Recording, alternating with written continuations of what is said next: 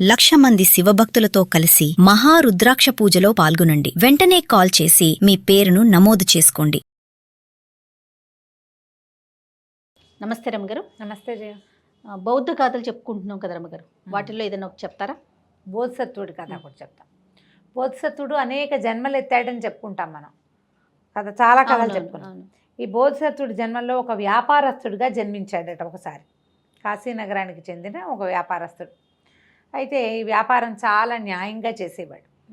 వైశ్య కులం కదా, అప్పట్లో వ్యాపారాలు ఎలా ఉండేవి, వీళ్ళన్నీ సామాన్లన్నీ మన ఊళ్ళో దొరికేవి, చీప్గా దొరికేవన్నీ గ్యాదర్ చేసుకుని బళ్ళు కట్టుకుని వెళ్ళేవాళ్ళు. పక్క ఊర్లు పక్క దేశాలకి వెళ్ళిపోయి ఎడార్లు అవి దాటిపోయి అక్కడెక్కడో అమ్ముకుని ఒక 6 నెలల తర్వాత, 8 నెలల తర్వాత, 10 నెలల తర్వాత కూడా అక్కడ చీప్గా దొరికే వాటిని మళ్ళీ బళ్ళలో వేసుకుని తీసుకొచ్చుకునేవాళ్ళు.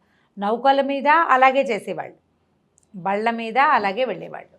అయితే వీళ్ళు ఎడారి ప్రాంతాలని దాటి వెళ్ళిన వ్యాపారాలు చాలా బాగా అయ్యేవి. ఎందుకంటే అక్కడ ఏమి దొరకవు, మన దగ్గర దొరికే వాళ్ళకి అవసరాలు. ఒకసారి రుచి చూస్తే మళ్ళీ ఆ వస్తువు కావాలని భావిస్తాం, మనం కూడా అంతే కదా.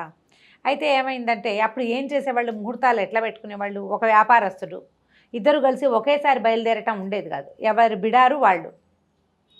ఈ బిడార్లు వెళ్ళేటప్పుడు అందరూ కలిసి ఓసారే బయలుదేరితే బళ్ళకి గ్యాపులు వచ్చి ఇబ్బందిగా ఉండేది. ఒక బండి వెళ్ళే రూటు చుట్టుపక్కల మనుషులు తిరగగలరు. 2 రకాల బళ్ళు, ఇప్పుడు 2 కార్లు 2 పక్కల వెళ్ళినట్టుగా అలా ఉండేవి కాదు. ఓకే, ఇబ్బందిగా ఉండేదన్నమాట. అయితే ముహూర్తాలు అట్లా పెట్టుకునేవాళ్ళు, ఎవరికి వాడికి ముహూర్తం పెట్టుకుని, లేదా కుదరలేదనుకో ఒకే ముహూర్తం ఇద్దరు కుదిరితే వాళ్ళు కొంచెం మాట్లాడుకుని, మరి వాళ్ళు వెళ్తారు, మీతో పాటే మీ వెనకాల మేము వస్తామని ఏదో మధ్య మార్గంగా మాట్లాడుకునేవాళ్ళు. అయితే ఈయన పొరుగున ఒక వ్యాపారస్తుడు ఉండేవాడు, ఆయన కొంచెం కుళ్ళిపోతువాడు. తన రాపోయినా పర్వాలేదు, పక్కవాడికి రాకూడదు అనుకునేవాడు.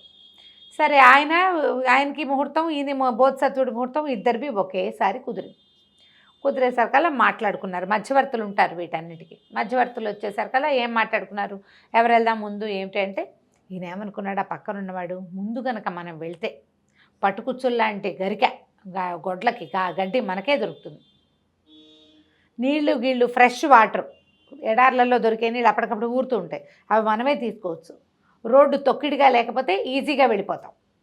ఇవి ఆలోచించుకుని నేను వెళ్తా ముందు నేను బయలుదేరాక 15 రోజులకు నువ్వు బయలుదేరు అని కొంచెం గట్టిగా ఇది చేశాడు. సరే వీళ్ళు ఏమనుకున్నారు, బోధిసత్వుడు ఇంకోలో ఆలోచించాడు. ఒకడు ముందు వెళ్తే కష్టమో నిష్ఠురమో వాడు పడతాడు, వాడు పడ్డ కష్టం ఏమిటో మనకు అర్థమవుతుంది, ఆ కష్టం పడకుండా ఉంటాం మనం, సరిపోతుంది కదా. ఇది బాగానే ఉందిగా. ఎప్పుడు కూడా ఒకడు ప్రయాణించిన దారిలో ప్రయాణిస్తే ముందువాడు పడిన కష్ట నష్టాలు, ఇబ్బందులు చూసి వెనకవాడు జాగ్రత్త పడడానికి అవకాశం ఉంటుంది. తొలిగా గట్టెక్కేవాడు జారి పడతాడు, పడి ఎక్కుతాడు బహుశా, కానీ వెనకాల ఉండేవాడికి గుణపాఠం నేర్పిస్తాడు ముందువాడు ఎప్పుడు కూడా. మనం వ్యాపారాల్లో కూడా కొత్తగా వ్యాపారం తీసుకునేవాడు పడేంది కష్టాలు ఎవడు పడ్డాడు, వెనకవాడు జాగ్రత్త పడతాడు. బోధిసత్వుడు సరే పోని మన వ్యాపారం 15 రోజులు వెనకబడితే పడింది, అప్పులైతే అయినాయి, కానీ జాగ్రత్తగా వెళ్తామని ఒప్పుకున్నాడు. ఆయన ముందు బయలుదేరితే వెళ్ళేటప్పుడు అడవుల్లో ఈ ఎడార్లలో వెళ్ళేటప్పుడు ఏం చేయాలి, పీపాల నిండా నీళ్లు అన్నీ సీల్ చేసి పట్టుకెళ్తారు. మధ్యలో ఫుడ్ దొరకదు, గ్రీనరీ ఏదో ఒక మాదిరిగా ఉంటుంది, కానీ పండు కాయ కసురు కూర నార అన్నీ వెతుక్కోవాలి. ఫుడ్ ప్యాక్ చేసుకోవాలి బాగా, రకరకాల తిండి పదార్థాలు పెట్టుకున్నారు, నీళ్లు అవి ప్యాక్ చేసుకున్నారు. బయలుదేరారు. 15 రోజులు ప్రయాణించాక ఎడారిలోకి చేరారు. అన్నీ బాగున్నాయి, యాక్టివ్గా ప్రయాణం అయిపోయి వాళ్ళు ఎడారిలోకి ప్రవేశించాక ఇక్కడ బోధిసత్వుడు స్టార్ట్ అవుతాడనమాట. అది లెక్క. ఎడారిలోకి వెళ్ళేసరికల్లా ఏమైంది, ఏమీ లేదు, అయ్యో ఏమిటి ఎవరు మనుషులు లేరు ఏమీ లేరు అనుకుంటే అట్నుంచి ఒక పెద్ద ఒంటెల బిడారు లాంటిది వస్తుంది. వాళ్ళంతా రెపరెపలాడుతూ తెల్లటి బట్టలు కట్టుకుని, ప్రయాణపు అలసట లేకుండా, తామర తూళ్ళు తలకి చుట్టుకుని, తామర పువ్వులతోటి ఆడుకుంటూ, తామరాకులతోటి విసినకర్రల్లాగా విసురుకుంటూ కనపడుతున్నారు. కనపడేసరికల్లా వాళ్ళు ఎంత అందంగా ఉన్నారు, దేవతా పురుషులల్లే ఉన్నారు వాళ్ళంతా, భలే బాగున్నారు.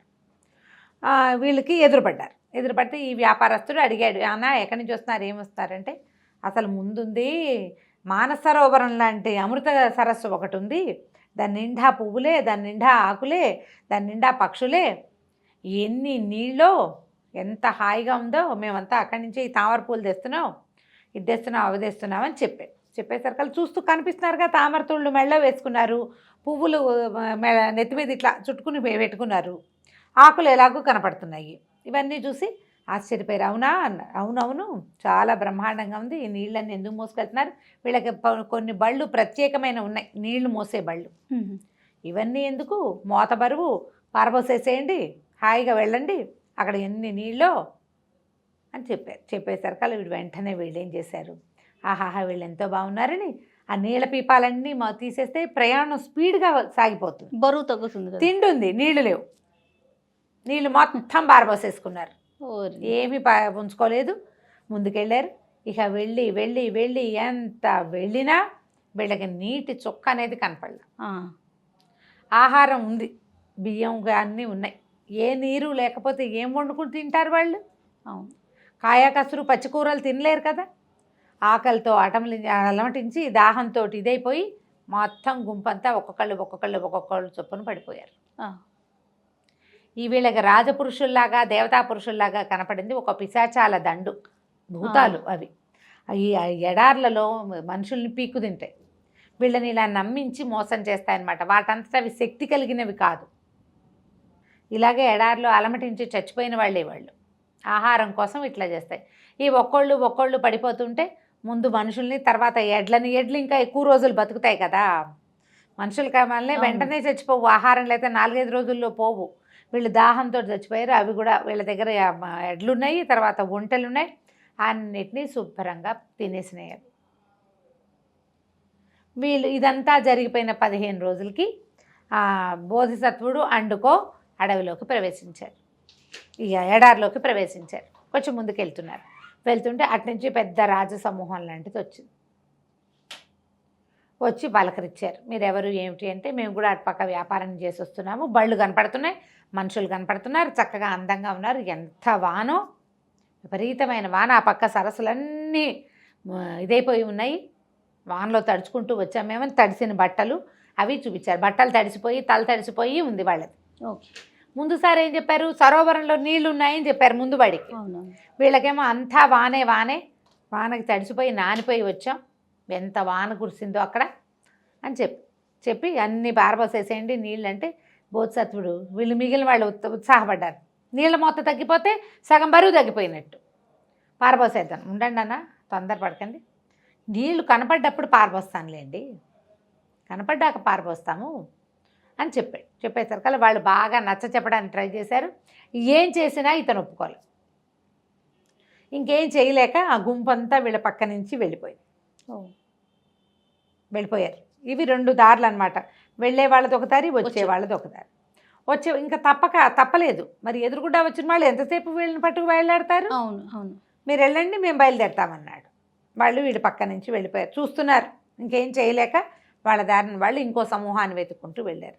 ఈ జనం అంతా అన్నారు, ఎందుకండి ఇంతంత మోతలు, నీళ్ళు పారబోసేద్దాము అంటే ఈయన ఒప్పుకోలే. వీళ్ళు వర్షం అన్నారు, అంత వాన కురిసింది, బాగానే ఉంది, మనము ఆ ఎడారికి ఈ పక్కన ఉన్నాం, చిన్న మెరుపైనా కనపడిందా మనకి కనీసం 10 యోజనాల దూరంలో వాన పడినా ఆకాశంలో తేడా కనపడుతుంది, సూర్యుడు ఒకే రకంగా ఉన్నాడు, పైగా గాలిలో తడి ఉందా ఎక్కడైనా, అక్కడెక్కడో వాన పడుతుంటే మనకేం రావాలి, ఇది మట్టి వాసన రావాలి, గాలిలో తడి రావాలి, తేమ ఉండాలి, ఏమీ లేదు, ఒక చిన్న మెరుపు లేదు, ఉరుము లేదు, పోని కింద కనపడదు, నీరు కనపడదు, ఆకాశంలో అయినా కనపడాలి కదా, వీళ్ళని ఎట్లా నమ్ముతాం మనం.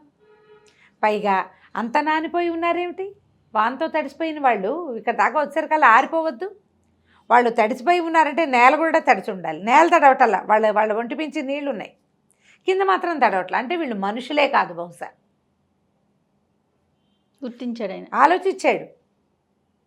అవతల వాళ్ళు వాన పడుతోందంటే అవును, వాళ్ళు నానుకుంటూ వస్తే వాళ్ళు వచ్చిన దారంతా తడి ఉండాలి, ఏమీ తడలేదు, అప్పటికప్పుడు అదొకటి సృష్టించి చూపిస్తున్నారు అంతే. వాళ్ళు వద్దన్నాడు. ఇంకొక 6-7 రోజులు ముందుకెళ్ళేసరికల్లా వీళ్ళకి ఎడ్ల బళ్ళు, గొడ్లు లేవు, అస్థిపంజరాలు, సామాన్లతోటి నిండి ఉన్నవి కనిపించింది. వీళ్ళు వ్యాపారాన్ని తీసుకెళ్లారు, వ్యాపారపు సామాన్లన్నీ ఇక్కడే ఉండిపోయినాయి, ఆ పిశాచాలు అవేవి తినవు, మనుషుల్ని మాంసం తినేసినాయి, గొడ్లను తినేసినాయి, బళ్ళు అలాగే పడున్నాయి, ఎక్కడ పడితే అక్కడ అస్థిపంజరాలు, మనుషులవి జంతువులవి కూడాను. అయ్యో పాపం మన ముందు వచ్చిన వ్యాపారస్తుడు ఇలా అయిపోయినట్టున్నాడని భావించి వీళ్ళు ఏం చేశారు, ఆ మొత్తం ఆ లోపల ఉన్న సామాన్లన్నిటికీ వీళ్ళ దగ్గర ఎక్స్ట్రా ఉన్న వాటిని కట్టి కొన్ని ఒట్టిగా ఒంటెలు తీసుకెళ్తారు వచ్చేటప్పుడు పట్టుకురావడానికి వీలుగా. ఆ ఒంటెల్ని ఆ బళ్ళకి కట్టి ఆ సామాను కూడా తమే పట్టుకెళ్ళిపోయి వ్యాపారం చేసుకున్నారు. తిరిగి వచ్చేటప్పుడు మళ్ళీ అలాగే నీళ్ళ పీపాలతోటే వచ్చి ఏ భూతాలకి దొరకకుండా, మొదట పక్క వ్యాపారస్తుడు ఉన్నాడు కదా, అతని కుటుంబానికి అతని డబ్బులు అమ్మిన డబ్బంతా అప్పచెప్పారు. సఫలమైన యాత్ర, ఏ యాత్ర అయినా సఫలం అవ్వాలంటే మనం ముందు వెనక చూడాలి. ఏదైనా కొత్త ప్లేస్కి వెళ్తాం, ఏం చేస్తాం మనం, ఓ టూరిస్ట్ గైడు, వాతావరణం అక్కడ అన్నీ ఏమున్నాయి, కనుక్కుంటాం. అక్కడ చలిగా ఉంటుందా, అక్కడ వర్షాలు పడతాయా, బండ దుస్తులు పట్టుకెళ్ళాలా అక్కర్లేదా, పల్చటి బట్టలు పట్టుకెళ్ళాలా, ఇవన్నీ కనుక్కో. అవును అవును. ఎక్కడికైనా వెళ్ళేటప్పుడు ఎట్లా ప్లాన్ చేసుకోవాలి అనేది ఆలోచించి చెయ్యాలి. ఈ కథ అందుకు చెప్పబడింది. దాదాపుగా 1950లోనే ఎప్పుడో రాయబడింది. చాలా బాగుందండి. నమస్తే రమ్య. నమస్తే.